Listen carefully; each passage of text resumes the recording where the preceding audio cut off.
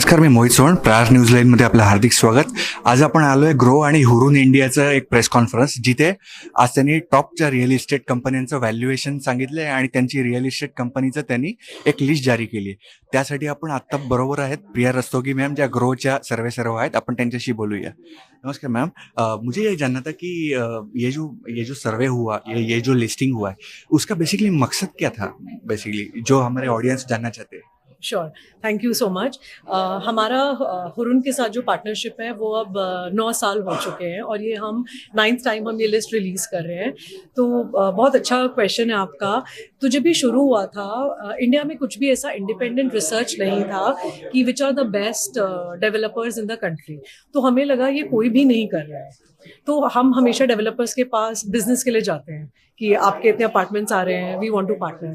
But उससे ज़्यादा हम डेवलपर के साथ रिलेशनशिप बिल्डिंग के लिए क्या कर सकते हैं.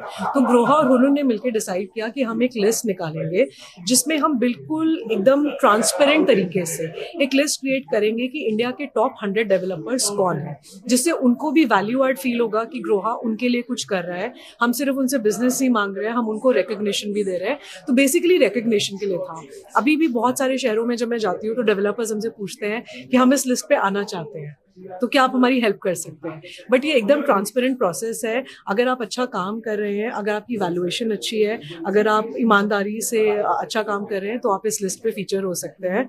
और मुझे लगता है हम 100 से 150 पे गए हैं और हमारा विजन है कि हम 500 डेवलपर्स की लिस्ट पे भी इवेंचुअली जाएंगे. और मुझे भी ऐसे लगता है, वेदर यू आर एग्री और नॉट, कि इसका कंज्यूमर को भी एक फायदा होता है कि कौन सी कंपनी कैसा परफॉर्म करे, किसमें इन्वेस्ट करना चाहिए. बिल्कुल, आपका कंज्यूमर एज अ कंज्यूमर आपका भरोसा बनता है, क्योंकि ये इतनी एक रेप्यूटेड लिस्ट है. जब आप देखते हैं कि हुरून और ग्रोहा जैसे 2 ब्रांड्स एक डेवलपर को इंडोर्स कर रहे हैं, तो आपका ट्रस्ट लेवल बढ़ता है एज अ कंज्यूमर. अगर आपको लेट्स से आपका बजट सेम है और आपको 2 डेवलपर्स के बीच में चॉइस लेना है, तो अगर यहाँ पे वो डेवलपर है तो काफ़ी क्रेडिबिलिटी बढ़ जाता है डेवलपर्स के लिए भी. और इंडियन इकोनॉमी में रियल एस्टेट सेक्टर का बहुत अच्छा परफॉर्म कर रही है, लेकिन प्रॉब्लम ये है कि बायर अभी, जैसे मैंने पूछा, कि कंफ्यूज हो रहे हैं.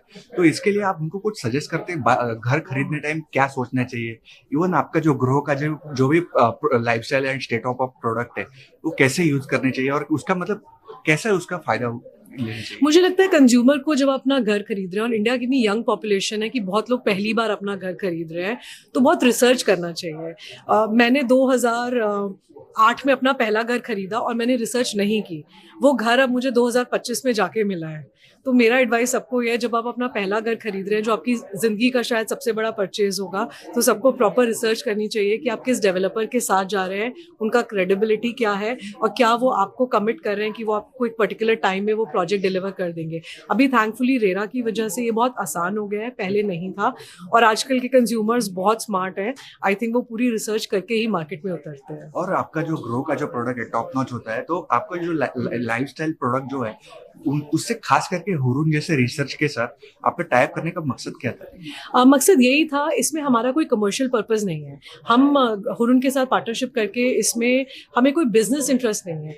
ये सिर्फ एक तरीका, एक तो कंज्यूमर्स को हेल्प करने का कि आप इन डेवलपर्स को ट्रस्ट कर सकते हैं, और ऑल्सो डेवलपर्स को it's a sort of a thank you that we appreciate कि उनका real estate for the country में इतना बड़ा कॉन्ट्रीब्यूशन है. और खास करके मैं देख रहा हूँ इसमें एक इंटरेस्टिंग ट्रेंड है कि इसमें जो भी यूनिकॉर्न्स और जो भी स्टार्टअप हो, उसमें रियल एस्टेट में जितना ग्रोथ हो रहा है ना, उसमें में इंटरेस्टिंग ये बात है कि खास करके जो बिजनेस हाउसेस से नहीं है, वो टॉप लिस्ट में आ रहे हैं. तो एज ए एंटरप्रेन्योर आपको लगता है कि आने वाले, जिसका फैमिली बैकग्राउंड नहीं, वो भी रियल एस्टेट टॉप बिजनेसमैन हो सकता है.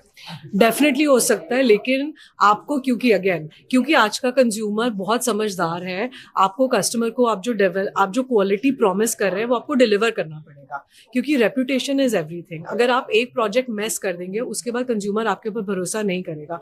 तो जो भी नए एंटरप्रेन्योर्स इसमें आना चाहते हैं, उनको फर्स्ट एंड फॉरमोस्ट ट्रस्ट जीतना पड़ेगा. जैसे कि हमने पहले बात की, अगर आपने ऑलरेडी ट्रस्ट जीता हुआ है एज अ ब्रांड और फिर आप रियल एस्टेट में उतरते हैं, तो आपके लिए आसान है. लेकिन अगर आप फर्स्ट टाइम डेवलपर आ रहे हैं, तो आपको कस्टमर का भरोसा पहले जीतना पड़ेगा बिफोर एक्सपैंडिंग.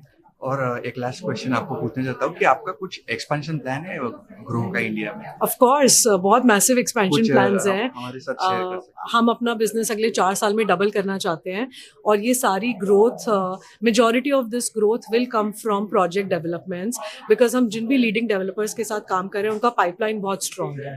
और क्योंकि we are a trusted brand, जैसे जैसे इंडियन रियल एस्टेट ग्रो करेगा हम भी उनके साथ ग्रो करेंगे। तो हमारे बहुत एम्बिशियस ग्रोथ प्लान्स हैं। अभी करंटली हम इंडिया में अराउंड 90 शहरों में अवेलेबल है, बट अगले 5 साल में हम एटलीस्ट 200 शहरों में अवेलेबल होना चाहते हैं। और खास करके महाराष्ट्र में आपका कुछ प्लान है टियर 2 टियर सिटी में? महाराष्ट्र में ऑलरेडी हमारा बहुत स्ट्रॉन्ग प्रेजेंस है। मुंबई और पुणे के अलावा हम कोल्हापुर, सोलापुर, नासिक, नागपुर, सांगली, औरंगाबाद इस सब में ऑलरेडी प्रेजेंट है। अब इसके बियॉन्ड हम दूसरे शहरों में भी जाना चाहेंगे। Wish you all the best. Thank you so much. Thank you.